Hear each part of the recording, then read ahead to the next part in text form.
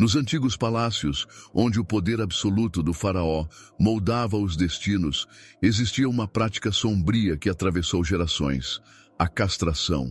Homens com grande potencial, capturados ou escolhidos, eram submetidos a essa brutalidade que os marcava para sempre, tanto fisicamente quanto emocionalmente.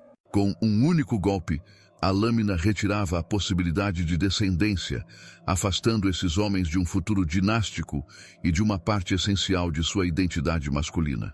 É nesse contexto perturbador que surge a figura de Potifar, um poderoso oficial egípcio e capitão da guarda do faraó.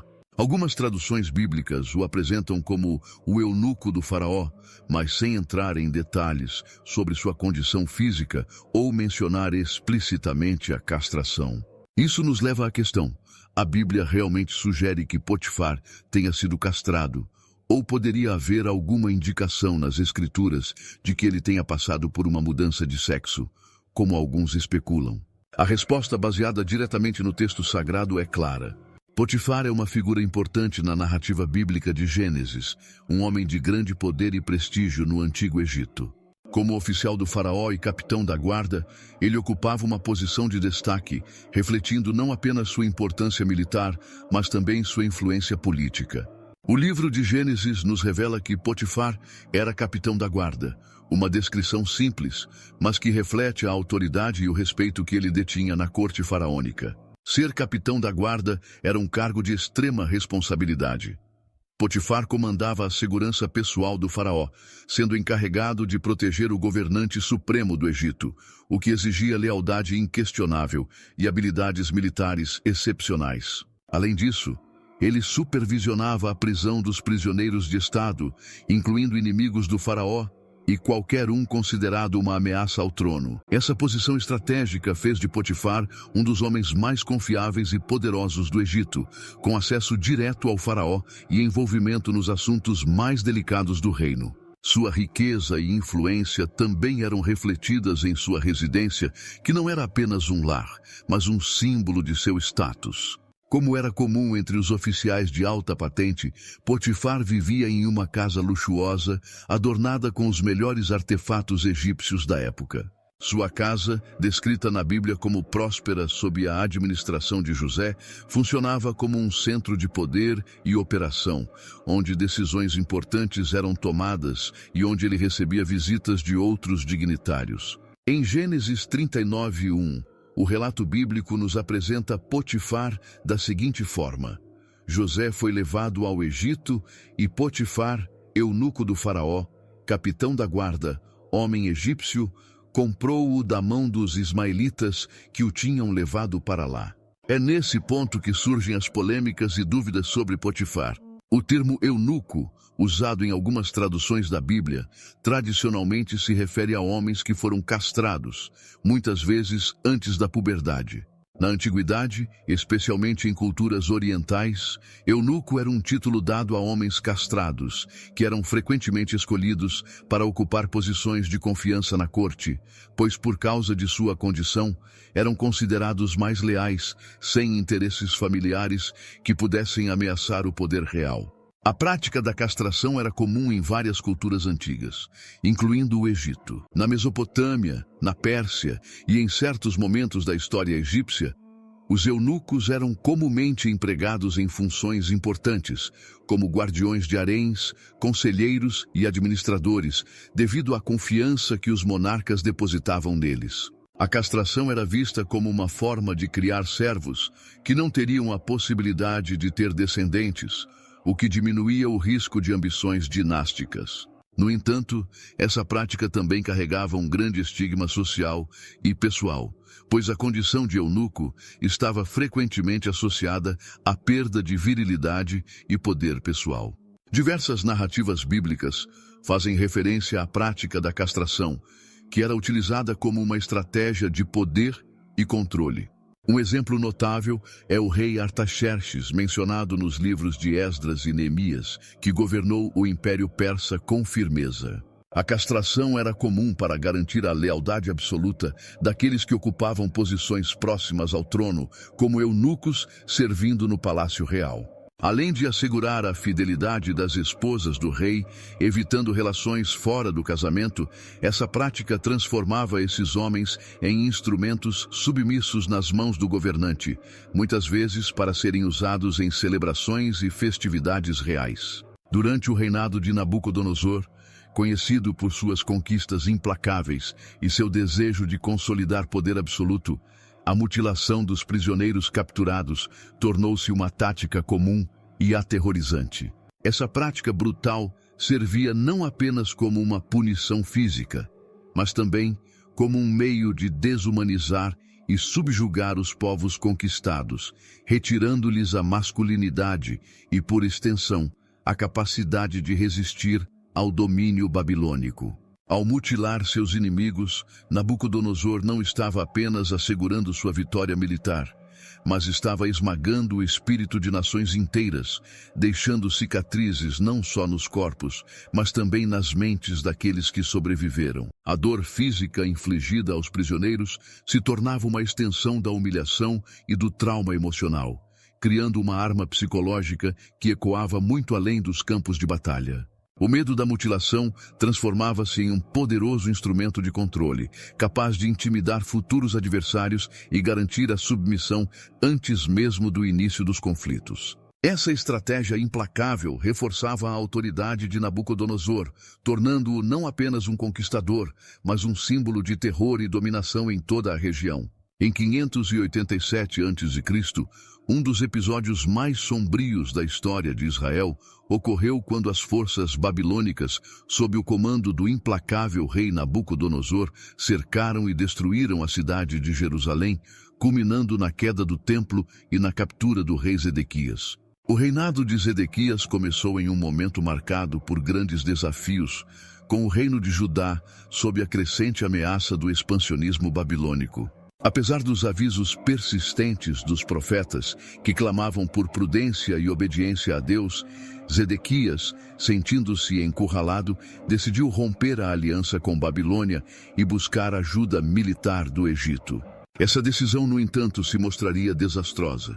A aliança com o Egito foi vista por Nabucodonosor como uma traição direta, já que Zedequias havia sido colocado no trono justamente como um vassalo leal à Babilônia. A reação do rei babilônico foi rápida e severa. Ele mobilizou seu exército e marchou sobre Jerusalém, decidido a punir a rebeldia de Zedequias e esmagar qualquer resistência.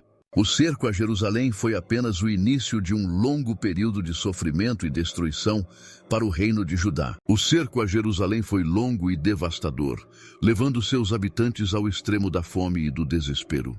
Quando a queda da cidade tornou-se inevitável, Zedequias, em um último ato de desespero, tentou fugir sob a cobertura da noite, acompanhado por um pequeno grupo de seguidores. Contudo, sua tentativa foi frustrada. As tropas babilônicas capturaram-no nas planícies de Jericó, e ele foi levado à presença de Nabucodonosor para enfrentar as consequências de sua rebelião. Enfurecido pela traição de Zedequias, Nabucodonosor decidiu puni-lo de forma implacável. O rei babilônico ordenou a execução dos filhos de Zedequias diante de seus olhos, eliminando sua linhagem e garantindo que nenhum herdeiro da casa de Davi pudesse desafiar o domínio babilônico no futuro. Como se isso não bastasse, Zedequias foi submetido a um ato final de mutilação.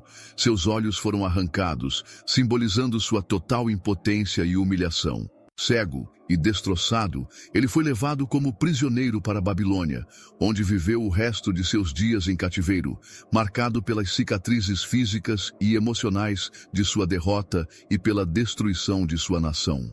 Esse evento na história bíblica evidencia a brutalidade de Nabucodonosor e a implacável realidade do poder imperial da Babilônia, que não tolerava traições e utilizava a mutilação como ferramenta para assegurar sua dominação e intimidar futuros desafiadores. Mudando o foco para outro episódio bíblico, destacamos a figura de José, o 11º filho de Jacó, também conhecido como Israel, e o primeiro da esposa amada, Raquel. Desde jovem, José era o favorito de seu pai, destacando-se entre os irmãos não apenas por esse favoritismo, mas também por seus sonhos proféticos que indicavam um futuro em que ele exerceria a autoridade sobre sua família. Jacó demonstrava abertamente sua predileção, presenteando José com uma túnica de várias cores, um símbolo de amor e distinção, o que gerou ressentimento e ciúme entre seus irmãos. Os sonhos de José agravaram ainda mais a tensão. Em um deles, ele via feixes de trigo de seus irmãos se curvando diante do seu. Em outro, o sol, a lua e 11 estrelas inclinavam-se perante ele. Esses sonhos inflamaram a indignação de seus irmãos, que decidiram se livrar dele. Certa vez, enquanto cuidavam dos rebanhos longe da casa do pai, avistaram José se aproximando. Aproveitando a oportunidade, conspiraram contra ele. Inicialmente planejavam matá-lo, mas Rúben, o irmão mais velho, interveio, sugerindo que o jogassem em uma cisterna vazia, planejando resgatá-lo mais tarde. Contudo, na ausência de Rúben, os outros irmãos avistaram uma caravana de mercadores ismaelitas a caminho do Egito. Judá, outro irmão, propôs vendê-lo como escravo, em vez de matá-lo. Assim, José foi vendido por 20 moedas de prata. Os mercadores ismaelitas, que frequentemente negociavam entre Canaã e o Egito, levaram José como escravo, marcando o início de uma jornada que o conduziria a um destino extraordinário e que mudaria o curso de sua vida e da história de sua família. José foi levado para o Egito, uma terra rica e poderosa, pelos mercadores ismaelitas que o compraram de seus irmãos. A viagem, marcada pelo medo e pela incerteza, afastou José de sua família e de sua terra natal, lançando-o em um futuro desconhecido. Enquanto isso, seus irmãos, para encobrir o crime, mataram um cabrito e mergulharam a túnica de José no sangue do animal. Ao retornarem para casa, apresentaram a túnica ensanguentada a Jacó, que imediatamente concluiu que seu filho havia sido devorado por uma fera selvagem. Devastado, Jacó rasgou suas vestes em sinal de luto profundo e se recusou a ser consolado, acreditando que José estava morto.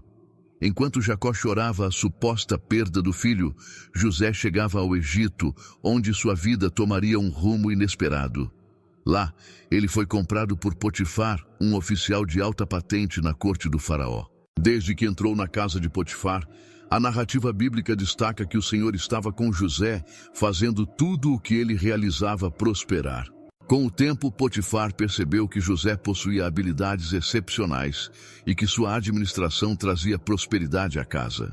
Reconhecendo sua competência e integridade, Potifar confiou a José toda a administração de sua casa, entregando-lhe o controle de todos os bens, com a única exceção de sua esposa.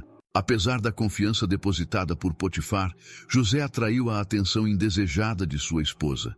Impressionada pela boa aparência e pelas habilidades de José, ela tentou seduzi-lo repetidamente.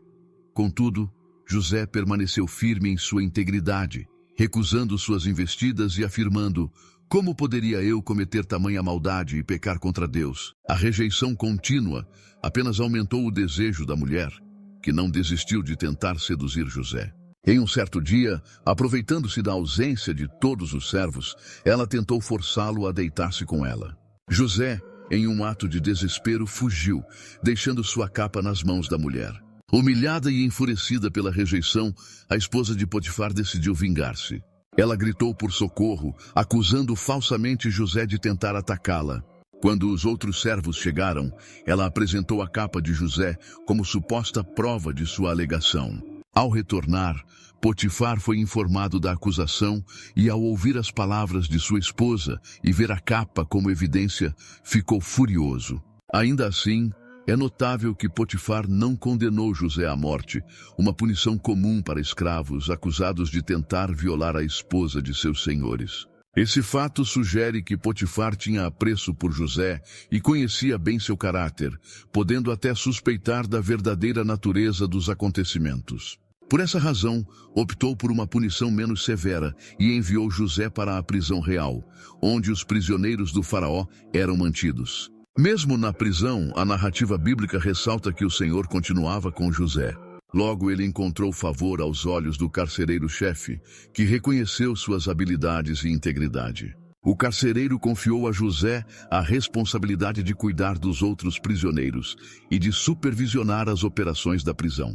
Assim como na casa de Potifar, tudo o que José fazia prosperava, mesmo em meio às adversidades. Na prisão, José ganhou notoriedade por sua sabedoria e habilidade de interpretar sonhos. Durante seu cativeiro, ele conheceu 2 oficiais do faraó que também estavam encarcerados, o copeiro e o padeiro-chefe.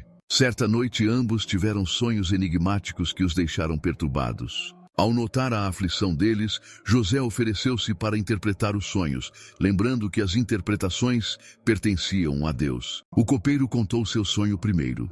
Ele viu uma videira com 3 ramos, que produziam uvas maduras, e ele preparava vinho para o faraó com essas uvas. José explicou que os 3 ramos simbolizavam 3 dias e que ao fim desse período, o copeiro seria restaurado à sua posição de servir o faraó novamente. José aproveitou a oportunidade para pedir que o copeiro mencionasse sua situação ao faraó quando fosse libertado, para que ele também pudesse sair da prisão. Encorajado pela interpretação positiva do sonho do copeiro, o padeiro-chefe compartilhou seu sonho. Ele descreveu 3 cestos de pão equilibrados sobre sua cabeça, com pássaros comendo o pão do cesto superior. Infelizmente, José teve que entregar uma interpretação sombria. Os 3 cestos também representavam 3 dias, mas ao término desse período, o padeiro seria enforcado e os pássaros comeriam sua carne. 3 dias depois, tudo aconteceu exatamente como José havia previsto. O copeiro foi restaurado ao seu cargo, enquanto o padeiro foi executado. No entanto, apesar da precisão das interpretações de José, o copeiro, uma vez reintegrado ao serviço, esqueceu-se completamente dele. José permaneceu na prisão por mais 2 anos, sem saber que sua libertação estava por vir. Um dia, o faraó teve 2 sonhos inquietantes que ninguém em sua corte conseguia interpretar. Foi nesse momento que o copeiro finalmente se lembrou de José e relatou ao faraó sobre o jovem hebreu que havia interpretado corretamente seu sonho na prisão. José foi imediatamente trazido da prisão e apresentado ao faraó. Ao ser questionado sobre os sonhos, José humildemente afirmou que a interpretação vinha de Deus. Ele explicou que os sonhos revelavam um futuro de 7 anos de grande abundância no Egito, seguidos por 7 anos de severa fome. Além disso, José sugeriu um plano para enfrentar a crise iminente, que o faraó designasse um homem sábio para supervisionar a coleta de alimentos durante os anos de fartura, a fim de garantir provisões para os anos de escassez. Impressionado pela sabedoria e discernimento de José, o faraó o nomeou governador do Egito, conferindo-lhe autoridade para implementar o plano. José passou de prisioneiro injustamente acusado à 2ª posição mais poderosa do reino, abaixo apenas do faraó. Ele recebeu o nome egípcio Zafenate-Paneia e foi dado em casamento a Asenate, filha de Potífera, sacerdote de On. Este casamento consolidou ainda mais sua posição no Egito, integrando-o à elite social e religiosa do país. Embora algumas interpretações equivocadas sugiram uma conexão entre Potifar e Potífera, como a ideia de que seriam a mesma pessoa, isso não tem base nas Escrituras. Trata-se de uma confusão entre 2 personagens distintos, sem qualquer suporte nos textos sagrados. A Bíblia em nenhum momento sugere que Potifar, o oficial egípcio que comprou José como escravo, tenha mudado de sexo ou de nome. Essa interpretação equivocada provavelmente decorre de mal-entendidos ou falta de atenção ao contexto. É essencial distinguir os personagens mencionados nas Escrituras. Potifar e Potífera são 2 pessoas completamente diferentes na narrativa bíblica. Potifar, mencionado em Gênesis 39, é descrito como o capitão da guarda do faraó, responsável por adquirir José e torná-lo mordomo em sua casa. Ele desempenha um papel significativo nos primeiros capítulos da história de José no Egito. Por outro lado, Potífera é apresentado em Gênesis 41-45 como o sacerdote de On e pai de Asenate, que se casou com José após este ser elevado à posição de governador do Egito. A única conexão entre Potifar e Potífera é a semelhança de seus nomes, mas os dois possuem papéis distintos e não se sobrepõem. A questão de Potifar ser ou não um eunuco é outro ponto de debate. Não há evidências bíblicas diretas que afirmem tal condição. O texto bíblico dá mais ênfase à posição de Potifar como oficial e à relação entre ele e José do que a detalhes sobre sua condição física.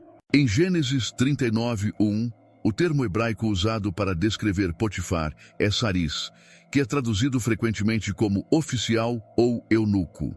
No entanto, o significado de saris pode variar conforme o contexto, nem sempre implicando castração. No Egito Antigo, esse termo era utilizado para designar oficiais de alta patente, independentemente de serem ou não castrados. Além disso, o fato de Potifar ser casado e a dinâmica envolvendo a tentativa de sedução de José pela esposa de Potifar sugerem que ele não era castrado. Na cultura egípcia antiga, eunucos geralmente não se casavam, nem ocupavam posições que envolvessem responsabilidades familiares tradicionais. Alguns estudiosos acreditam que o uso de saris, nesse caso, reflete a posição elevada de Potifar na corte do faraó, sem qualquer indicação de castração. É importante observar que, no contexto histórico, a castração era praticada por motivos específicos, como garantir a lealdade e neutralizar ameaças em ambientes políticos, especialmente nas cortes reais. No entanto, essa prática não estava associada a mudanças de sexo ou de identidade de gênero, como às vezes é interpretado anacronicamente. Qualquer sugestão de que Potifar tenha passado por uma mudança de sexo não possui fundamento bíblico ou histórico e reflete uma distorção das práticas e culturas do Antigo Oriente Próximo. Ao interpretar as Escrituras, é crucial considerar o contexto cultural e histórico, evitando projeções de ideias modernas que possam distorcer o significado original dos textos e das práticas descritas. Reverenciar e compreender a Bíblia requer cuidado, especialmente ao considerar o contexto histórico e cultural em que seus textos foram escritos. Como a palavra de Deus, ela oferece ensinamentos profundos e verdades eternas que transcendem mudanças culturais e ideológicas ao longo dos séculos. Quando interpretamos as Escrituras segundo nossas próprias vontades ou ideologias modernas, corremos o risco de distorcer sua mensagem original, perdendo de vista o propósito divino que ela carrega.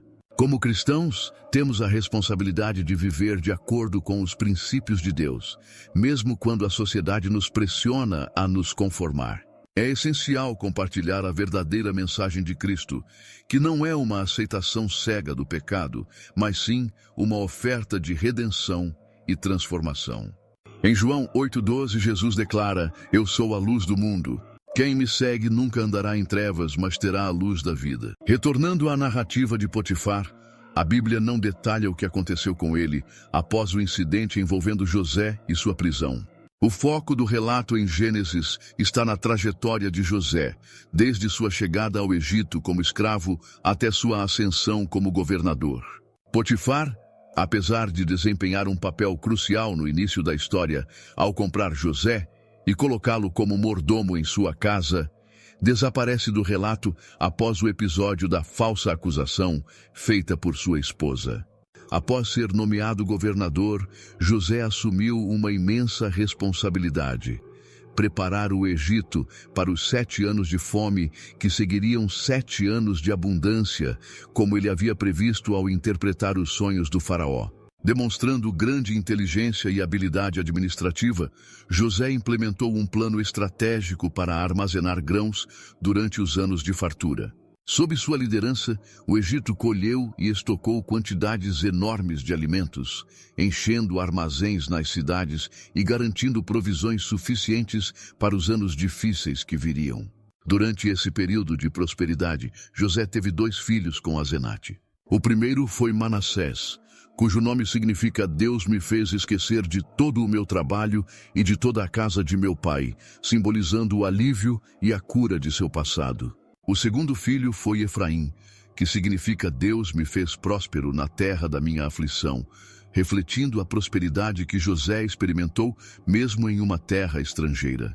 Quando os 7 anos de fome chegaram, a crise foi severa, atingindo não apenas o Egito, mas também as terras vizinhas. Graças à sabedoria de José, o Egito estava preparado. Ele começou a distribuir grãos ao povo, vendendo-os em troca de prata. À medida que a fome se espalhava, outras nações buscaram ajuda no Egito, tornando José um verdadeiro salvador da época. Entre os que vieram ao Egito para comprar grãos estavam os próprios irmãos de José.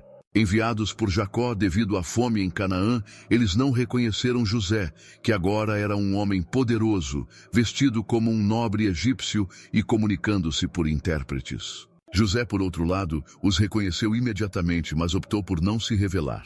Ele decidiu testá-los para verificar se haviam mudado desde o tempo em que o venderam como escravo.